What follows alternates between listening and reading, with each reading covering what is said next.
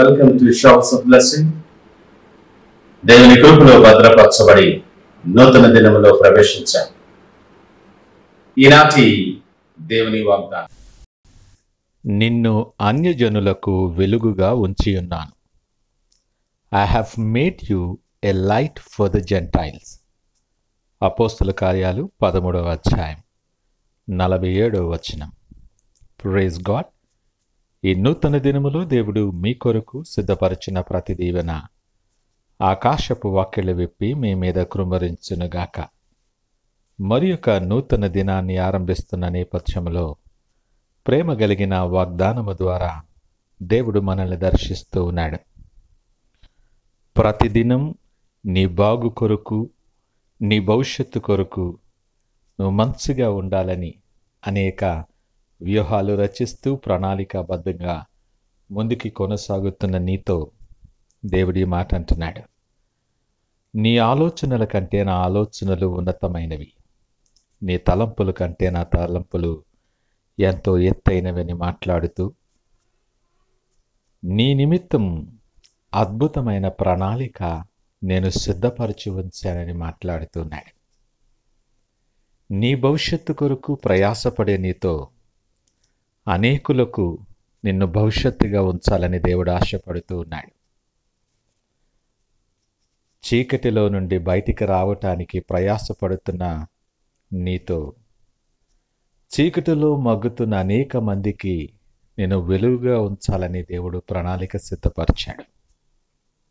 చీకటిలో ఉన్న అనేక మందిని వెలుగులోనికి నడిపించటానికి, వెలుగులోనికి ఆకర్షించటానికి, ఆయన సన్నిధిలో నీవు నిలవబెట్టడానికి అద్భుతమైన ప్రణాళిక రచించి ఆ భారాన్ని నీ భుజాల మీద ఉంచుతూ ఉన్నాడు. ఆయన ఎంతో నమ్మి ఈ బాధ్యత నీకు అప్పగిస్తూ ఉన్నాడు.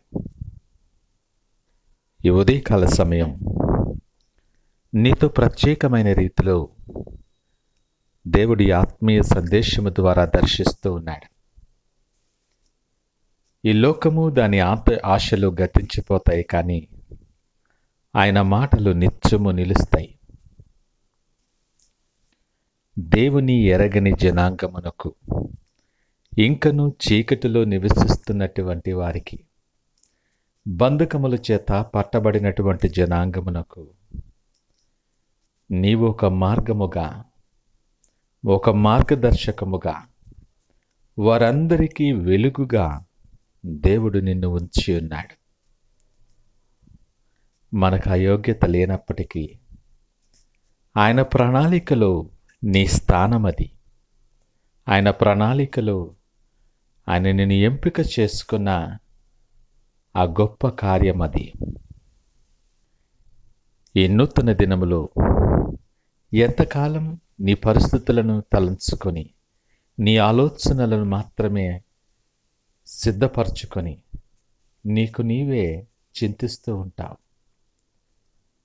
దేవుని దృష్టిలో నువ్వు విలువైనటువంటి వాడవని, ఆయన దృక్పథములో నువ్వు అనేక మందిని వెలిగించటానికి సిద్ధపరచబడిన ఒక ద్వారమని ఈ ఉదయకాలం నీతో మాట్లాడుతూ ఉన్నాడు. అన్యజనులు దేవుని దగ్గరకు రావటానికి, వారి మధ్యలో, వారి ఎదుట నిన్ను వెలుగుగా ఉంచబోతున్నాడు. నీవు వెలిగింపబడవలసిన సమయం ఇది. నీలో ఉన్న చీకటిని పారద్రోలి వెలుగైన దేవుడు నీలో నివసించటానికి యోగ్యమైన పాత్రగా రూపాంతరపరచబడవలసిన సమయం ఇది. దేవుని పిలుపు నీ కొరకు సిద్ధముగా ఉన్నది. నీవెవరివైనా, నువ్వే స్థితిలో ఉన్నా, నీ పరిస్థితుల వైపు చూడొద్దు. ఎర్ర సముద్రాన్ని పాయలుగా చేసి తన ప్రజలను ఆరిన నేలను నడిపించిన దేవుడు నీతో మాట్లాడుతూ ఉన్నాడు. నీ కొరకు ఆయన ఉద్దేశము వేరే. నీ కొరకున్న ఆయన ప్రణాళిక అద్భుతమైనది.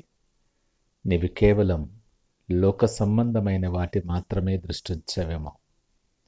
భూలోకమందున్న వాటి మీద కాక పైనున్న వాటి మీద దృష్టి పెట్టమని దేవుడు పిలుపునిస్తూ ఉన్నాడు. నువ్వెవరివైనా, నువ్వే స్థితిలో ఉన్నా, ఆయన అద్భుతమైన ప్రణాళికలో నీవున్నావు. అనేక మంది ఎదుట దేవుని నిమిత్తము ప్రకాశించటానికి, దేవుని నిమిత్తము వారికి వెలుగుగా ఉండటానికి నిన్ను ఏర్పాటు చేసుకున్నాడు. ధైర్యము తెచ్చుకో. కృతజ్ఞత కలిగి ఈ గొప్ప ఆధిక్యతలో నిలవబెట్టిన దేవుని ఎదుట సాగిలపడి హృదయాంతరాల్లో ఉండే కృతజ్ఞత తెలియచి, ఈ దీవెన నీకు మాత్రమే కాదు, నువ్వు విధేయత కలిగి దేవుని సన్నిధిలో నువ్వు నిలిచినప్పుడు నీ తరతరములకు ఈ దీవెన దేవుడు వారి మీద ఉంచుతాడు. ఆ గొప్ప దీవెన స్వతంత్రించుకునేలాగిన ప్రార్థన పూర్వకముగా దినాన్ని ఆరంభిద్దామా? ప్రార్థించుకుందాం. పరిశుద్ధుడు, ప్రేమ నమ్మకమైన మా యేసయ్య స్తోత్రాలు. ఉదయకాలము మాతో మీరు మాట్లాడారు, మీకు వందనాలు. యోగ్యత లేనటువంటి మా జీవితాలను, చీకటిలో మురగ్గుతున్నటువంటి మమ్మలను నీ ఆత్మచేత వెలిగించి అనేక మందికి వెలుగుగా ఉండటానికి మాకిచ్చిన ఆధిక్యతను బట్టి వందనాలు, స్తోత్రాలు. నమ్మకమైనటువంటి బిడలుగా అనేక మంది నీ దగ్గరకు నడిపించబడటానికి, నీ వెలుగును బట్టి వారిని ఆకర్షించి మీ దగ్గరకు నడిపించే ద్వారముగా మమ్మల్ని బలపరచి, మీరే మహిమ ఘనత ప్రభావాలు పొందుకొని యేసు పరిశుద్ధ నామమున స్తుతించి ప్రార్థించి వేడుకొనుచున్నాము తండ్రి. ఆమేన్. God bless you.